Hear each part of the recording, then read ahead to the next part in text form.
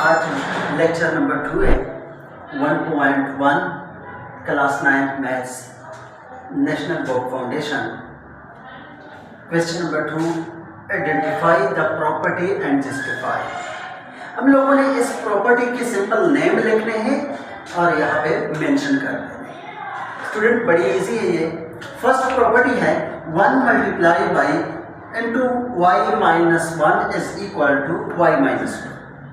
1 को मल्टीप्लाई कर ले किसी भी नंबर से, फिर वही नंबर जब आ जाए तो इसको हम कहते हैं मल्टीप्लिकेटिव प्रॉपर्टी। जस्ट लाइक 5 के साथ कोई ऐसा नंबर मल्टीप्लाई कर ले जो आंसर 5 आ जाए, वह 1। तो इन जैसे प्रॉपर्टी को हम क्या कहते हैं? Multiplicative property. Second, 0.2 multiply by 5 is equal to 1।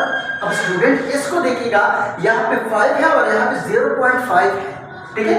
तो 0.5 को हम पहले फ्रैक्शन में कन्वर्ट कर लेते हैं। तो किस तरह कर लेते हैं? 1 divide by 5 multiply by 5 is equal to 1, क्योंकि ये दोनों आपस में कैंसिल होगी। क्या बचता है?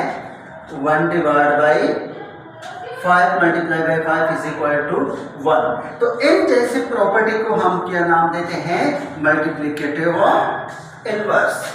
लेट्स सपोज a है तो इसका मल्टीप्लिकेटिव इनवर्स 1/a होगा, क्योंकि इसका आंसर क्या आता है? दोनों को कैंसिल कर ले तो इससे 1 आ जाता है, तो इसको मल्टीप्लिकेटिव इनवर्स बोलते हैं। थर्ड प्रॉपर्टी की तरफ चलते हैं। Number 3, x plus 2 plus Y is equal to Y plus X plus 2। Student थोड़ा सा ध्यान कीजिएगा। लेट्स सपोज इसको हम नाम देते हैं a और y को नाम देते हैं b। तो यहाँ पे b प्लस a आ जाएगा। तो इन जैसे प्रॉपर्टी को हम नाम देते हैं commutative property with respect to addition, क्योंकि प्लस यूज हुआ है। x प्लस 2 प्लस वाई, फिर y को पहले लेके आए और x प्लस 2 को बाद में लेके आए, तो लेफ्ट हैंड साइड बराबर होता है राइट हैंड साइड। तो इन प्रॉपर्टी को हम नाम देते हैं commutative property with respect to addition. Number 4, minus 3b plus 3b, ये दोनों आपस में कैंसिल होके इनका आंसर आता है 0। ऐसे प्रॉपर्टी जिनका आंसर 0 आ जाए एडिशन में प्लस में, तो इसको बोलते हैं एडिटिव इनवर्स।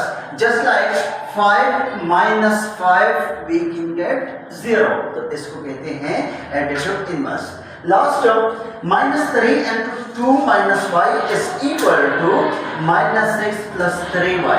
स्टूडेंट देखिएगा, -3 को 2 के साथ मल्टीप्लाई कर ले तो -6 ही आता है, माइनस मल्टीप्लाई बाय माइनस कर ले तो प्लस 3y आता है।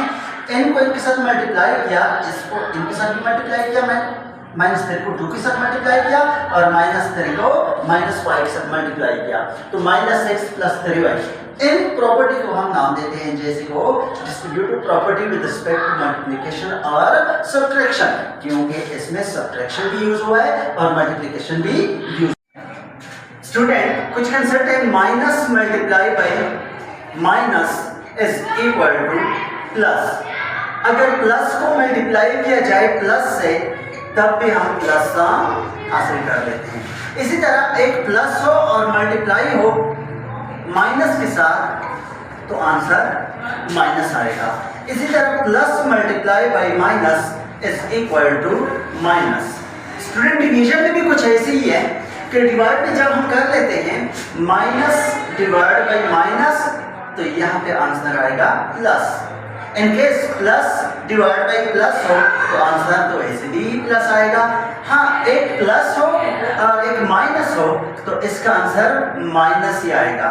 Let's suppose minus plus divide में आ जाए तो इसका आंसर माइनस में आएगा। Okay student, question number 3, represent the following and number line. Number line क्या है उसके बारे में हम डिटेल से एक वीडियो बना चुके हैं, जो क्वेश्चन नंबर 1 में हम डिटेल से कर चुके हैं। उसको आप चेक कर लें थोड़ा सा, तो फिर आप लोगों को इसका आइडिया हो जाएगा। थोड़ा सा और भी बता देता हूँ। नंबर लाइन में हमारे पास एक पॉजिटिव नंबर होते हैं जो राइट साइड पे होते हैं, एक नेगेटिव नंबर होते हैं जो लेफ्ट हैंड साइड पे होता है, और मिड में यहाँ पे स्टार्टिंग मिड में क्या होता है, 0 होता है। अब नंबर लाइन का इन क्वेश्चंस में से कुछ कंसेप्ट हैं जो आप लोगों ने समझना है। नंबर 1, ग्रेटर देन, ये वाला जो सिंबल यूज होता है ग्रेटर देन के लिए यूज होता है। अब जब इसके साथ कोई इक्वलिटी आ जाए तो ग्रेटर देन और इक्वल टू, लेस देन और इक्वल टू। अब इस कंसेप्ट को थोड़ा सा यूं समझ ले इस चीज को कि ग्रेटर देन में जी को देखिएगा, वो उसमें जो यहाँ पे हम यूज कर लेते हैं, इससे आप लोग अंदाजा लगा सकते हैं कि ये ग्रेटर देन है। और लेस देन में एल जो यहाँ पे यूज होता है उसको हम लेस देन कहते हैं। और साथ में इन क्वेश्चन में से जो हम यूज करने वाले हैं, सर्कल यूज कर लेते हैं, एक को बिल्कुल खाली रख देते हैं और एक सर्कल में हम इसको पेल आउट कर लेते हैं।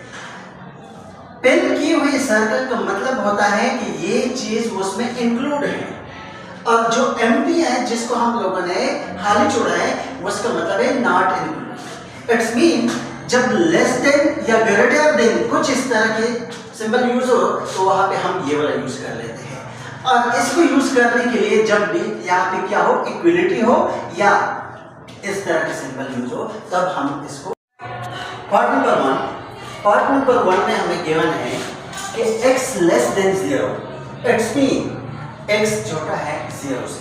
तो स्टूडेंट यहाँ पे इक्वलिटी यूज नहीं हुआ, इट्स मीन हम लोगों ने ये वाला सर्कल यूज कर लेना है जो एम्प्टी है। और 0 से लेस देन है, लेस देन का मतलब छोटा है, तो यहाँ पे हम इसको यू मेंशन कर लेते हैं नंबर लाइन में। ये बड़े सिंपल से क्वेश्चन है, इसमें इतना कॉम्प्लेक्स क्वेश्चन है नहीं, बस सिर्फ इस चीज को समझना है कि इंक्लूड और नॉट इंक्लूड, इनमें से जो आप लोगों ने सर्कल को फिल कर लेना है। अब अगला पार्ट है इसका -3 less than x less than 3।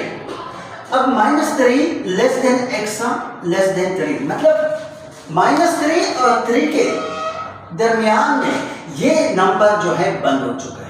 तो देखिए इसमें भी इक्वलिटी यूज नहीं हुई, तो हम क्या करेंगे, 3 और +3 -3 +3 के में सर्कल लगा के इनको आपस में ज्वाइन कर लेंगे। इसी तरह क्वेश्चन नंबर x ग्रेटर और इक्वल टू -8, यहाँ पे ग्रेटर और साथ में इक्वलिटी भी यूज हुई है, तो इसका मतलब ये हुआ कि हम ये वाला सिंपल ये वाला सर्कल यूज कर लेंगे जो इसमें इंक्लूड है।